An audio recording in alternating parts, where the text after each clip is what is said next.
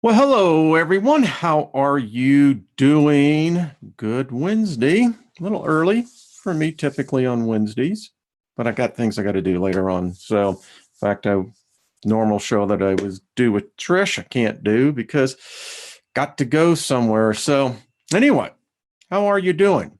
Thought I would spend an hour on a topic that I believe is relevant. I'll just say, hey, Brian, how you doing? Well, by the way, Brian, I saw that you're going to be doing a show tonight live with Sue G. What'd you say? Is it, what time is it? 9 o'clock Eastern time? Hey, Matt, how you doing, buddy? So anyway, I think it is 9 p.m. I'll see it when it's up there. Hello, everyone else. Good to see y'all. Thank you for stepping in. I can assure you, you won't be bored this hour.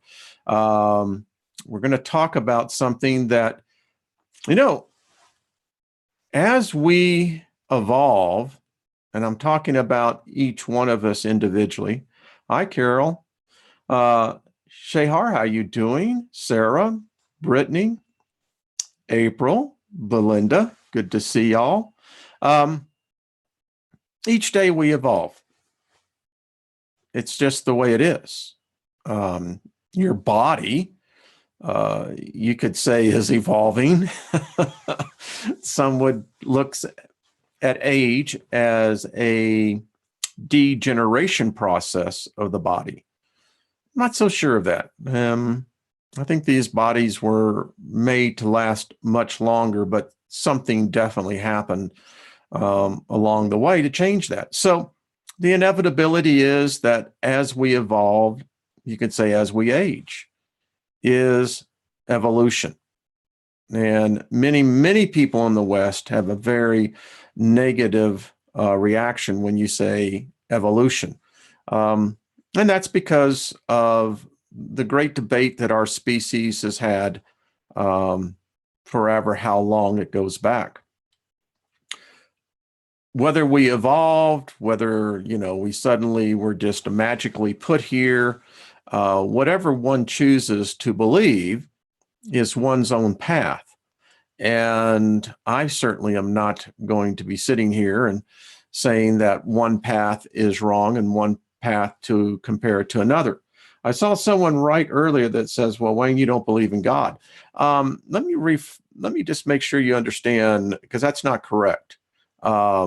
I believe in an unimaginable infinite being that is above the construct of any man's conceived or contrived ideas of himself elevated to a position of a deity.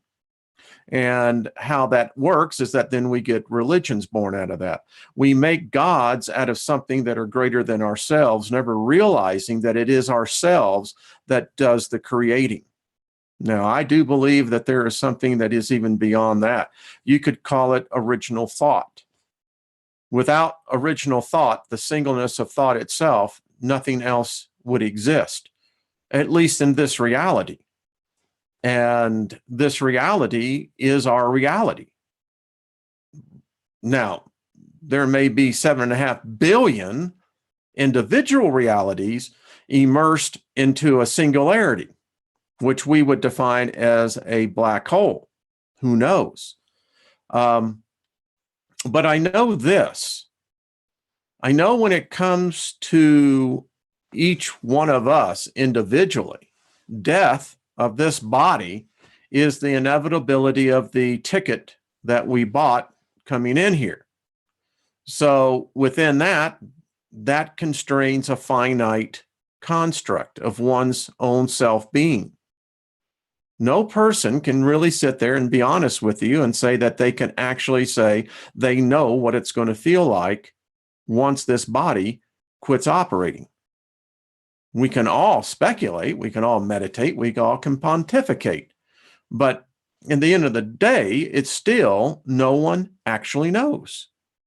Now, that's not to say that there is something yet. I believe that I am, therefore I am, I think. Therefore, I can express myself. And expression is not just merely through vibrations that air is being pushed across flesh that makes the sound that when we speak. And actually, it's above that. And we all know that. We all sense that. So what got me thinking on this was how we perceive time. I'm doing a series right now on ball. And there are 3 other parts coming. And the more you go down, not the rabbit hole. All we're going down is a paved cobblestone road that's just being unearthed. That's all. And as we begin to walk upon it, we're beginning to find out that history is not what we today perceive it to be. And I think that's so often the problem here. We get so wrapped around the axle that we are absolutely convinced that our perception of reality, our perception of the facts, our perception of what God is, our perception of, and it just goes on, is correct. And thus there is then no room for thought other than what we have. And I think today our species globally has been duped. And by all evidence, we have all been infected by being duped into this reality that we think somehow or another we are like less than 10,000 years old. That's the problem with the religions, is that they try to define a finite situation in an infinite reality. And it doesn't work. I mean, if you really think that there was a garden, I mean, fine. I'm not here to persuade you or dissuade you. But if you're going to be here, hi, Raven Wolf, how you doing? Hi, Seven Serpents. Wade, how you doing? So if you're going to be in here, we're going to talk about things. We're going to blow cognitive dissonance completely into the quantum universe, because it's by all evidence something is not right. So I prepared, as I always do. Allow me to, let's just get some things, definitions for our discussion. I'm talking about time code, right? Time code is a sequence of numeric codes generated at a regular intervals by a timing synchronization system. I was in that industry for nearly 2 decades. Everything is time code. And let me blow this one out. When you move your hand, right? When you move your hand, you're not seeing motion in a seamless reality.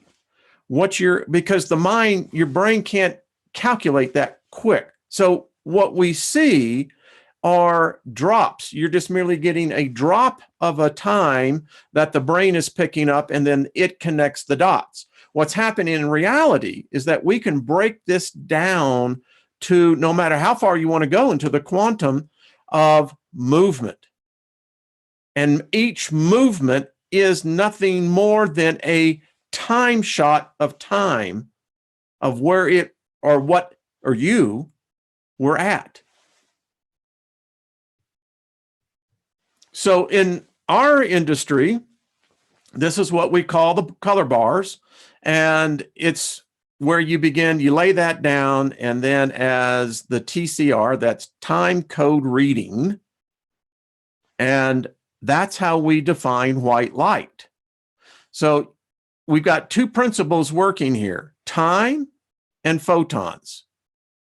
So in the industry, everything is time coded out. If you open a scene, you're going to have a time code to it. You close that scene, it's going to have a time code to it. And then that goes into the log. And then when we get into editing, that's how we begin to put a program together. That's how your life is, by the way. Your life is exactly this. No different. Where do you think we came up with this? This is your life, baby. Dig it. Because, honey, when you're exiting out, this is what you're going to be reading. Maybe, maybe not. Who knows? So the mind, our brain, our thoughts, it's been mind coded. I think it's been mind coded for a long time. And what we know is that each and every one of us have basically a set of core beliefs. You have a hierarchy of core beliefs, and then you have what we would call a subset of the hierarchy. And we've mapped it out. There's no ambiguity here. There's no, how should we say, subject to interpretation. This is the way it is. Yep, this is your life. This is what we live in. This is code. There's a lot of different codes. Depends on what type of code you want as to what type of objective and goal that is going to be required of the code. All code has a certain language. All language has parameters and definitions. And then what we really are doing is that we are nothing more than machine code. Everything of reality is this. Everything in reality can be defined to this. This is God can be defined as this. You are defined as this. It comes down to the simplicity of the fact that there is a time code of reality, and there's also a mind code of reality. Now, this looks like a fantasy, a CGI, and it is. But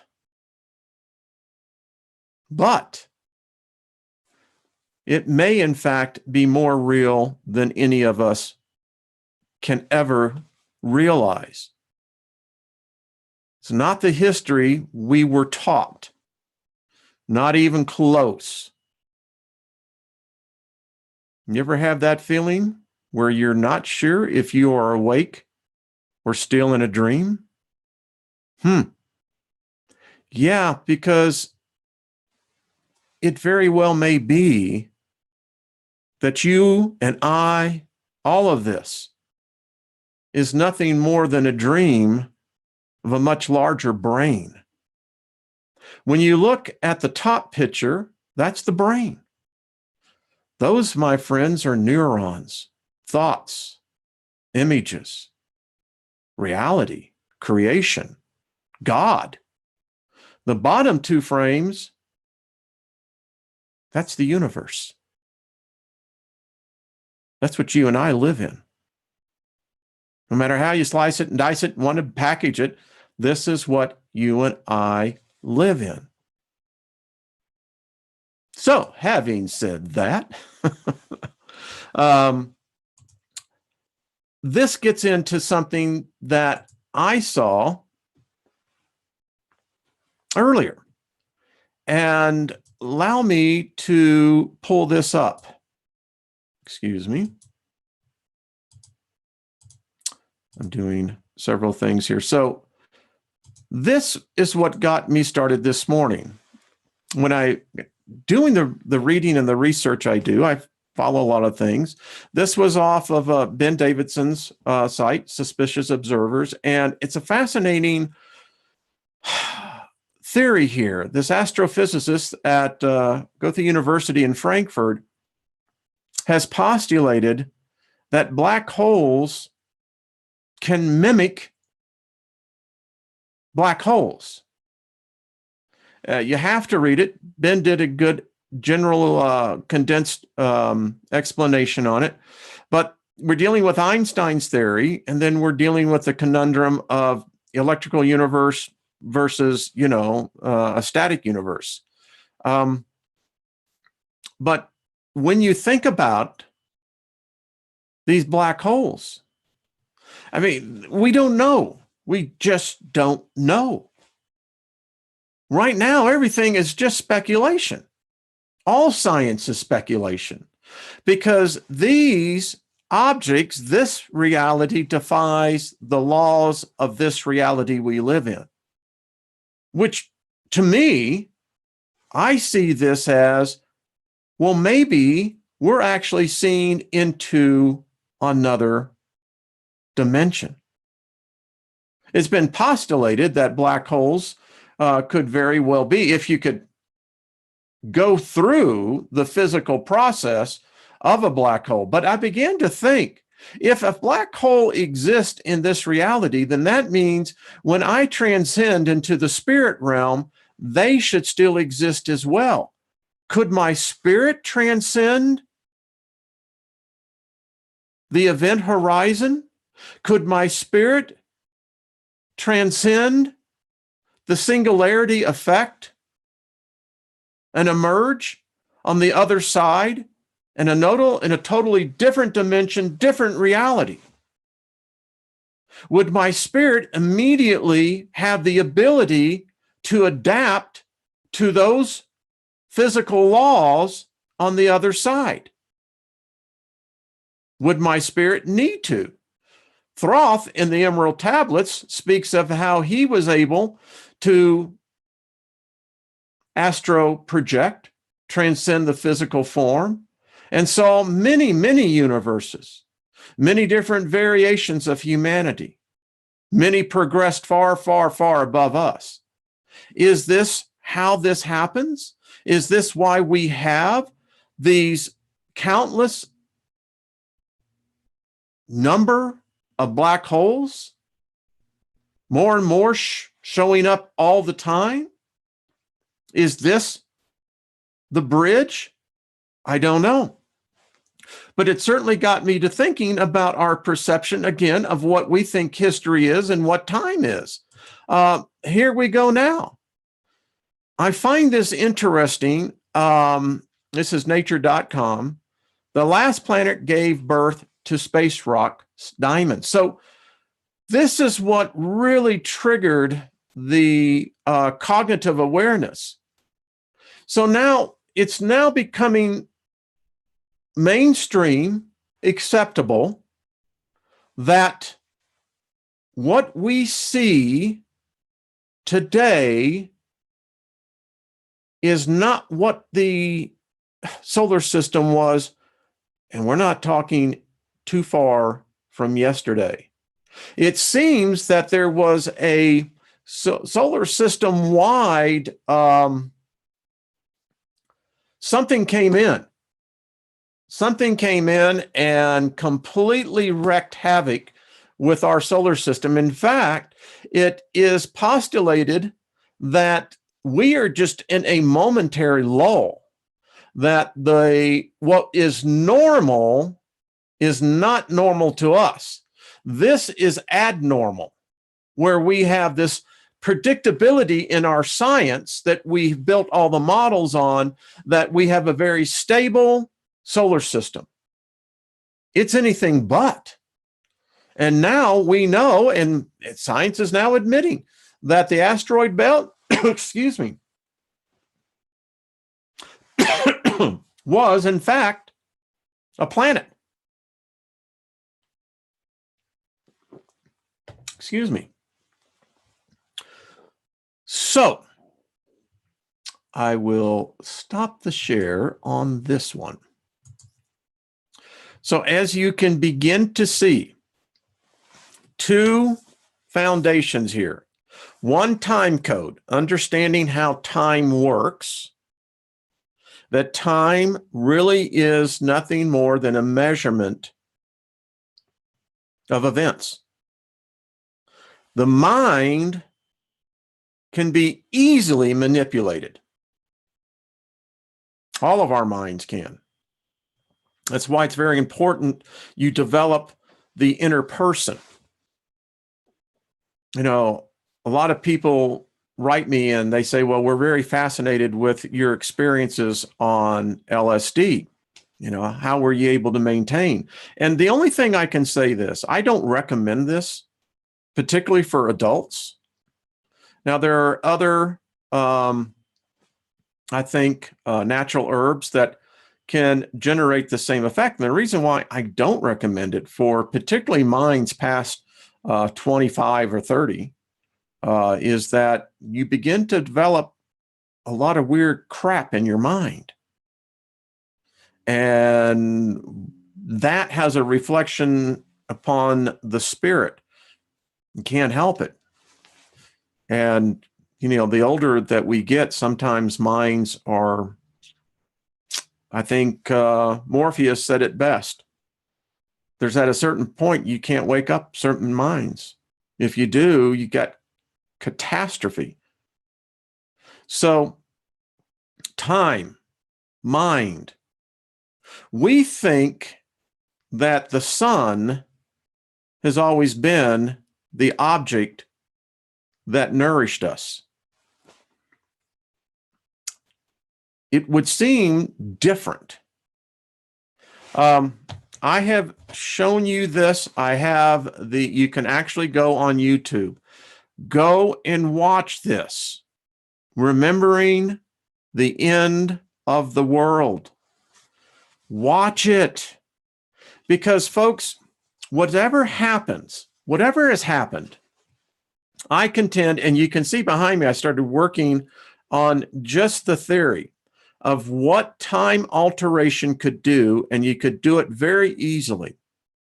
If, number one, you could begin to affect the minds of all humans. How do you begin to do that? Well, the way you would begin to do that is you'd have to wait till after something of a cataclysm happened.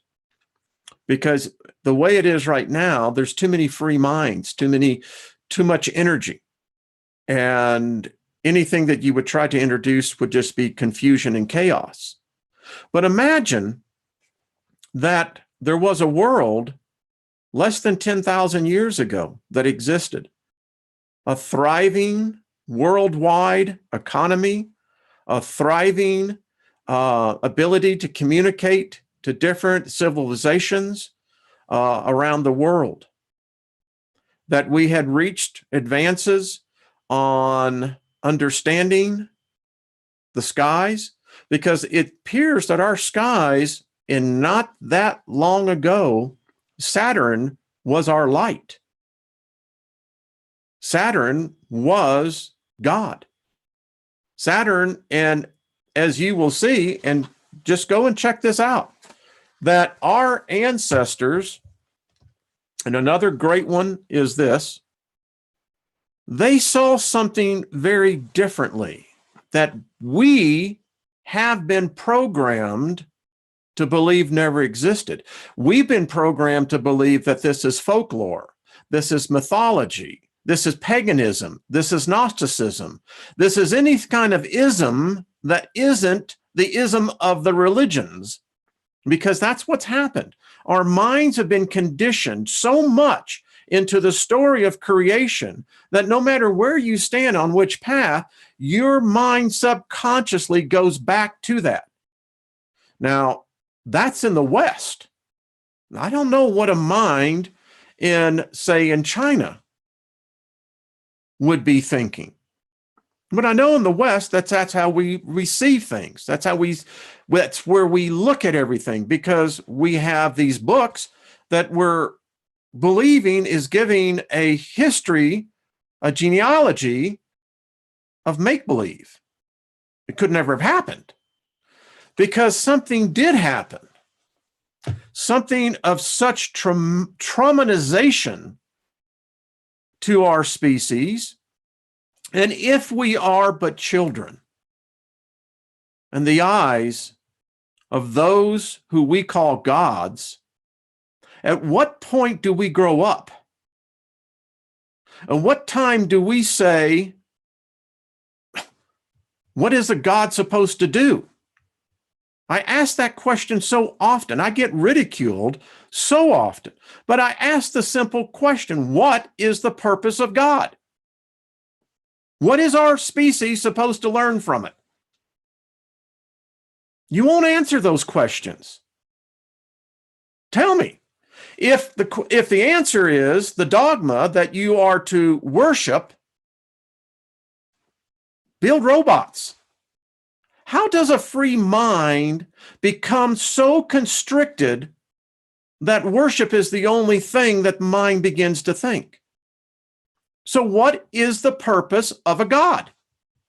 Anyone want to ask me? I'm looking in the chat room. Doesn't seem that anyone wants to answer those questions.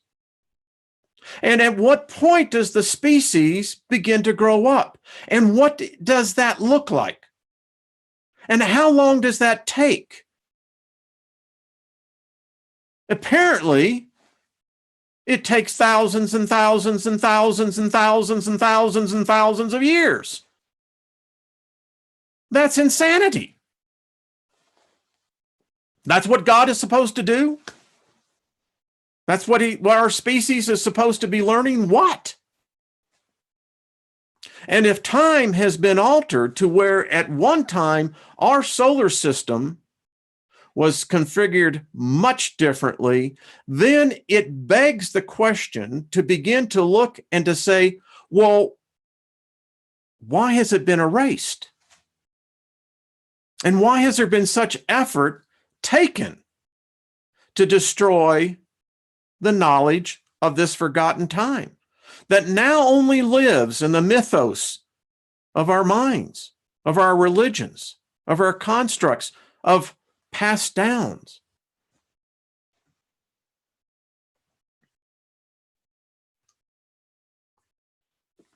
Thank you, Lindsay. Thank you for answering that question. It's a question we don't ask ourselves. What is the purpose of God? I mean, it's one of those things I ponder all the time. What is our species supposed to be learning from this? Because we obviously ain't getting it. We can't seem to stay on agreement of anything.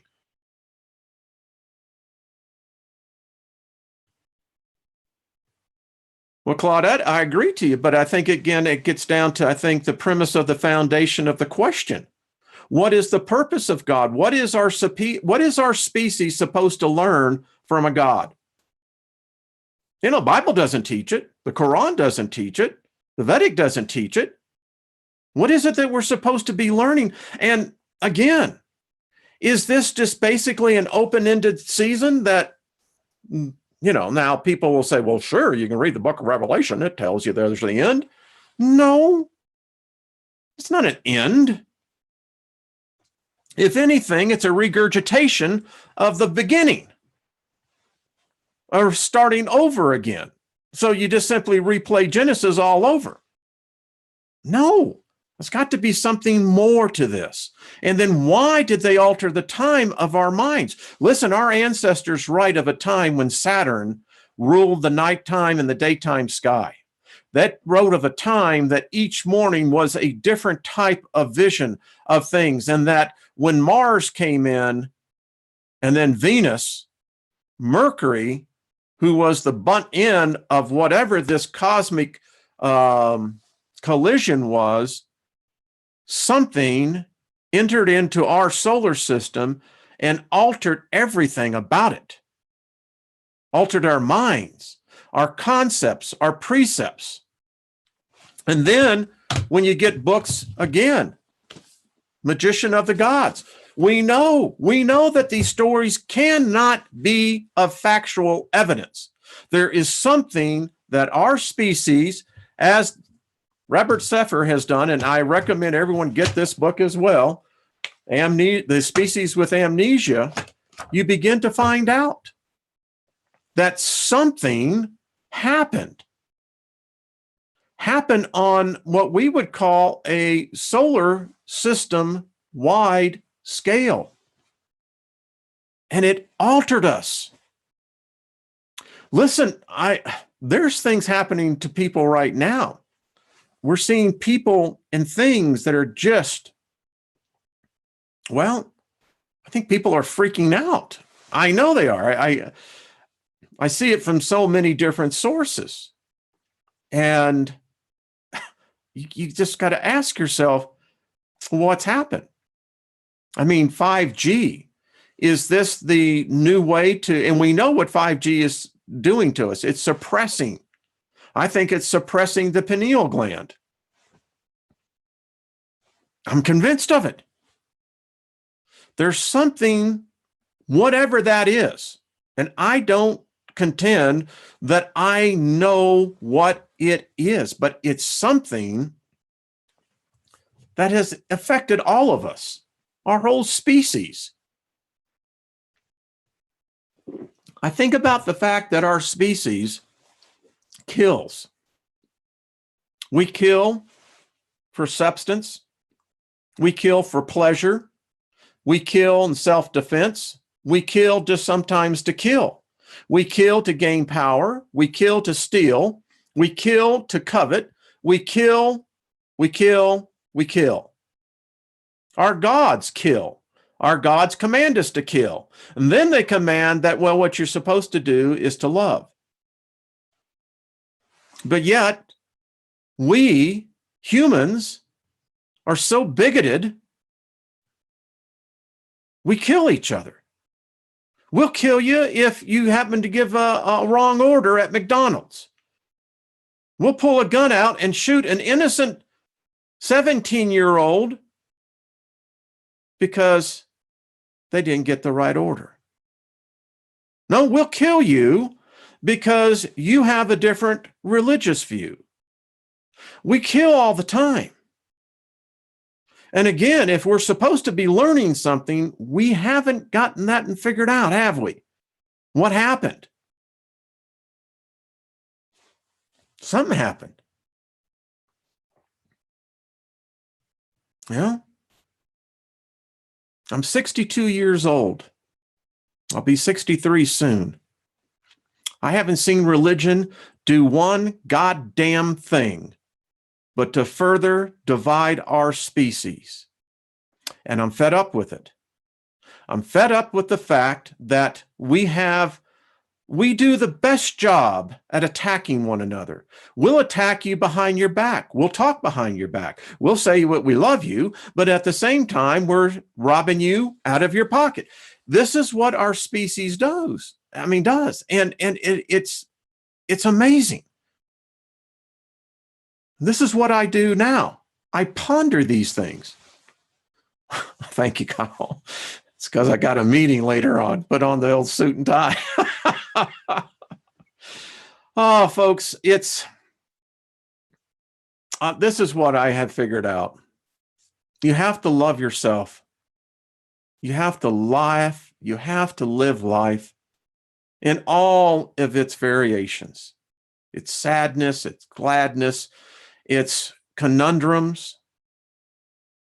Because once we leave it, I don't think we come back. I know a lot of people believe that I don't think so. It doesn't make logical sense. Because if we're supposed to be coming back in reincarnation to learn karma, that ain't working either. Because the way I see it, there's 7.5 billion assholes out there. I don't see anyone that I would say is gotten the whole thing figured out. And if you're talking about reincarnation, how many times do you do that? How many times do you simply say, I'm sorry, Johnny, you don't get to pass? What? Or do we get to this, Johnny, you've been here so long, we're tired of you. We're going to go ahead and push you on through. I mean, at some point in time, you look at this and it just go, well, okay, then what is the thing? Well, that's the adventure I'm on. The more I read, the more I ponder, the more I get to meet good people. And you know what the thing about it is? There are a lot of good people. There really is. A lot of good people out there. I know. Many of you I call friends. And I think if you're in here, we can call you friend. You're a friend of mine. I don't know. There's some comments. I don't think I'm on the Christmas list of some people anymore, but that's okay. I think that some of us are starting to figure it out. And and this is the philosopher hour, so hear me out. I think they've tried to get rid of us in the past. I think that this spirit, this consciousness of where we come and we just say, I'm tired of this. I'm tired of all this. What they say is the way it's supposed to be. But the evidence says that it's different. And I shouldn't hate you because you may have a different opinion than me. In fact, I like what you have because of your diversity. I like because you have different thoughts. You challenge me. Sometimes you irritate me. But I've also found great comfort in your words, in your voice. I find great comfort in the fact that we can share thoughts. And that's where I've come to. That, appreciate every person that comes along, even the ones that piss you off. Because it's the ones that typically, irk us so bad that we get, to the point that it's like, okay, I want some more of that.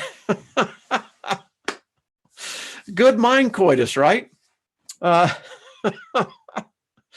So anyway, it's not a rant, it's just thoughts. And I think I definitely got a few today. It never occurred to me to actually do I'm just reading some of y'all's comments.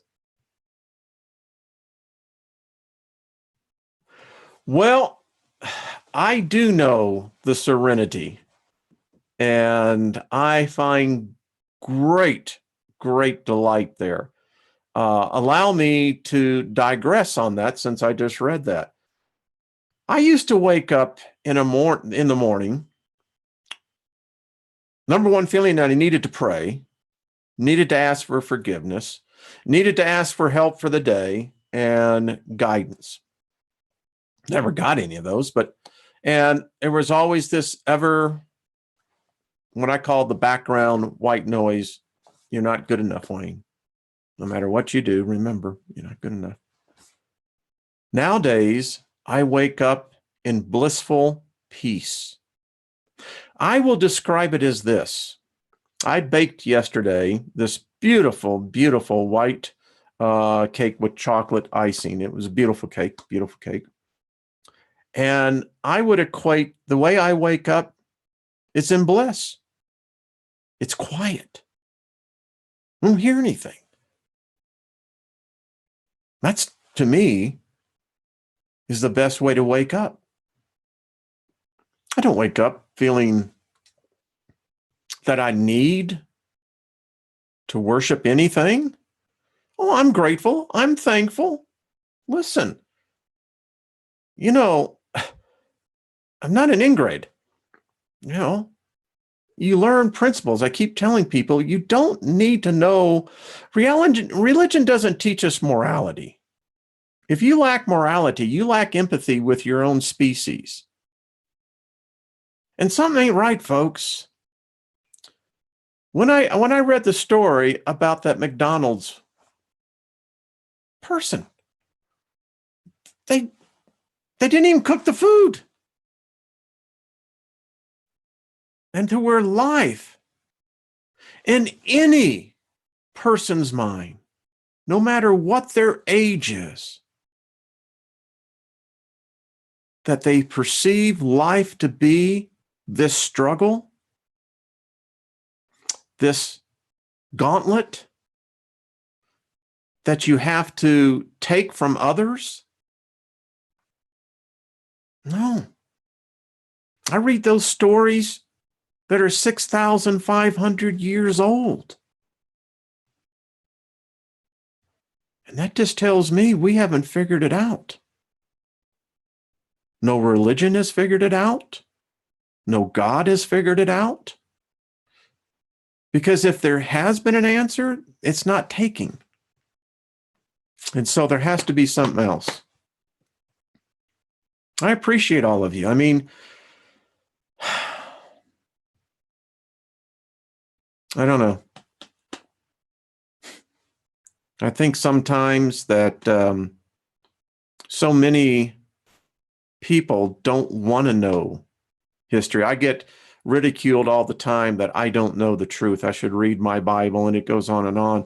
But the question I have for all of you, define truth. And by whose perspective? Whose definition? By whose reality? Legally, truth is defined the highest form of reality that exists. I don't think we found that yet. I don't think our species has, maybe we have, maybe part of what happened in the past, maybe it's much like the teachings of the masters of the Far East. Something happened to us. Something happened to us spiritually. And I'm not saying that our species is cursed. I don't believe that crap. I see a species that has unlimited, unrecognized potential. I see a species that's been enslaved. I see a species that's been abused. And that's my species. It's your species. We're made up of a lot of different races, but we're wonderful. We're wonderful in our diversity. And that's what makes us unique. But what did we do? What happened? There wasn't no fall of any Garden of Eden in some apple. Come on, get that out of your head. Something happened. Because the way I look at it is like this. If there had been a fall, then everything would have been corrupted. That means us. We would have had no good in us. We would have no enlightenment, no desire to be enlightened, no desire to be good. So that story doesn't work. Something else happened. I don't know. But I know minds such as mine and greater minds than mine have pondered upon this. And I think they're getting it out. You know, one of my favorite philosophers is Alan Watts. I'm looking forward to meeting that man. And I'd encourage all of you to listen to Alan Watts. He'll teach you that serenity. He'll teach you that quietness, because he'll ask you the same questions I've asked you. What is the purpose of our species to have a God? What was a God thinking about if he did, in fact, create our species? What was that purpose? And then what is the purpose of the individual? If there has been a separation, an imparting of imperfection into us, then where did the imperfection come from?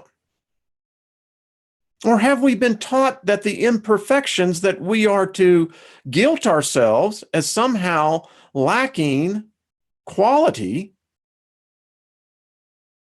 Maybe it was put in there to keep us distracted from what our full potential is. These are great questions.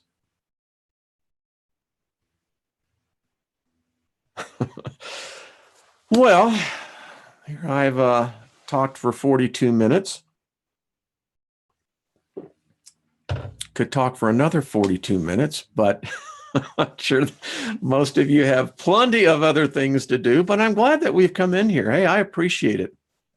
Y'all are some very, very good people, good spirits. And if we do have a soul, then they're definitely good souls. That's another question.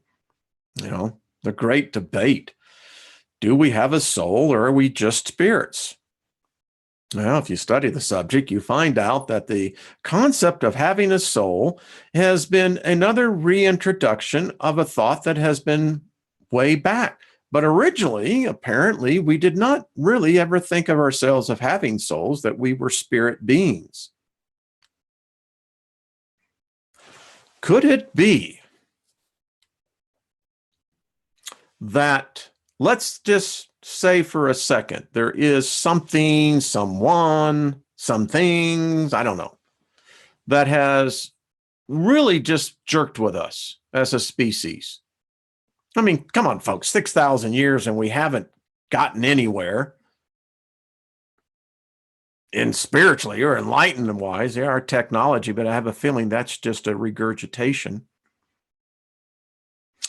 But what if, in fact, we all are spirit beings? It's the most unique thing. When I did the passage of birth, the rite of birth passage, that's the thing that still it saturates my mind all the time, is the fact that we have the capacity, our species, unlike the animal kingdom, and maybe the animal kingdom does, maybe we just lost that knowledge, maybe the plant kingdom, but I'm speaking right now of our kingdom, Homo sapiens, that in our birth process, we have the ability to unite spirit with flesh.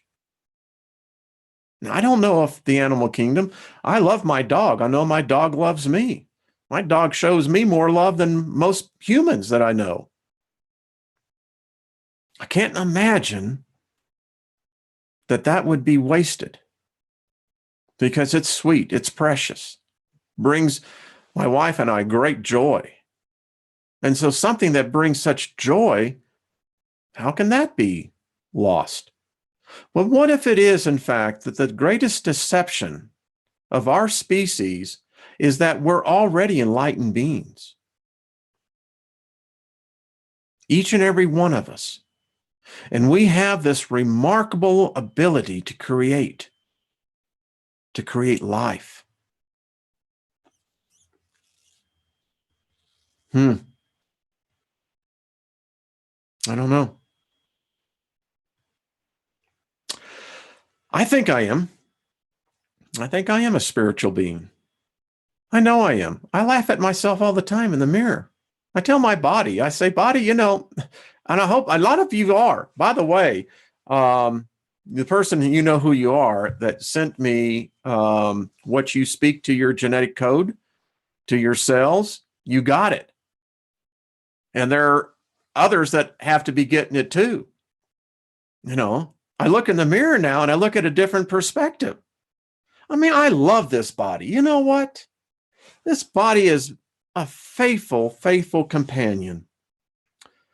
We've gone, everything I know, I have shared with this body. Everything that I have experienced, I've experienced through this body.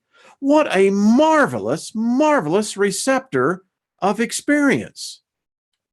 This body is fabulous. I've hurt this body at times. I've misused it. I've abused it and paid the price. My body has been attacked by other organisms that very well could be sentient. But my body has always been faithful to me. As Cat Stevens sings on Tea for the Tillerman, it's been a good friend, but I won't need it in the end. But I'm going to miss my body. My body has been great. I've seen it change. It's times when it will cry because I hurt inside, because my body feels my spirit man. And that many times when I'm having emotions that are attacking my spirit man, my body will visualize those experiences. Now, I'm talking to myself in the first person, but all of you should be doing the same, because it's remarkable. And I think if we had taught, instead of teaching that our bodies are somehow shameful, that we shouldn't, this thing called modesty, we teach at the very beginning of life that your body is not your friend. You're going to fight your body all the way through. What if we started teaching from the very moment that the child comes into this world, love your body? Love your body and your mind will thrive. And as they grow up, they would respect other people's bodies. You wouldn't want to kill someone. You wouldn't want to pick up a gun. You wouldn't want to pick a political side and attack another person, because you would realize how precious this experience is. And why would you want to take that away from another sentient being? That's not taught, but it needs to be.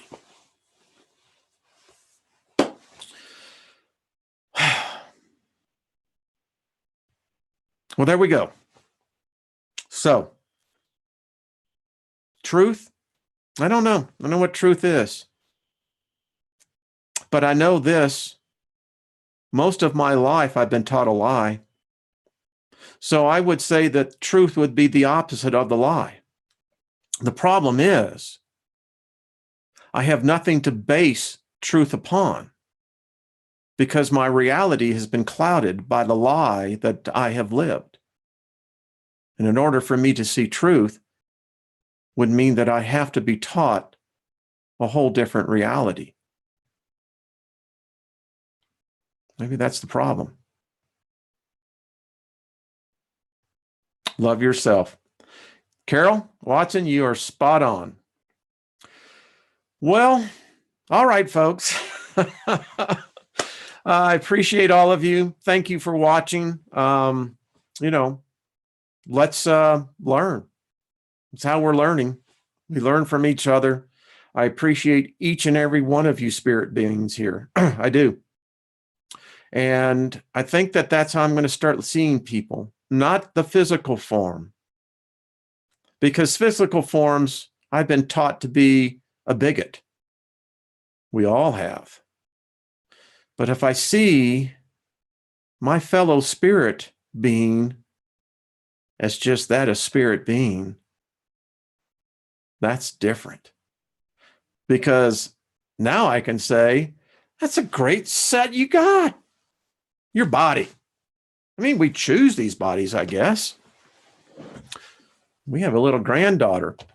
And I got to tell you what, she's doing good. Still in the hospital, but she's going to be coming out. But I can tell you, that spirit got some fire in it.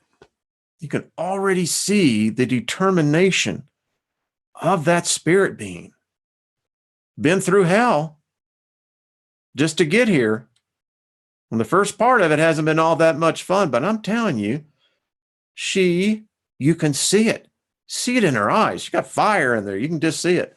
So, hey, folks, appreciate you. And we'll see you again. Tomorrow night, I'm going to be doing a show on the radio, my Steiger Perspective. Friday night, going to do the 420 show. If anybody wants to come on, give me a shout out. I think what we ought to be talking about is the alternatives than what we have. And I believe that Gaia has supplied us with everything we need. And maybe if we can just change these current, all right, let me just digress. I know, going to cut out here, but hey, when I start seeing commercials where you start having people saying, what is Jamaica? And and they're going, oh, genetically modified food. Folks, I don't know if that's evolution, but if you'd have said that 10 years ago and used that term, genetically modified organism, why, 20 years ago, we'd have freaked out. Genetically modified. And now, apparently, in the UK or the European Union, no, it is the UK, they're sanctioning, making it legal now to modify genetic human organs. Well, sounds like evolution to me. I don't know. All right, folks, much love to you. We'll see you again real soon. Be kind to yourself, and then you can be kind to others. All right, bye-bye. Now, here I've been cut off, so I'm going to give a 30-second as I leave out. All right.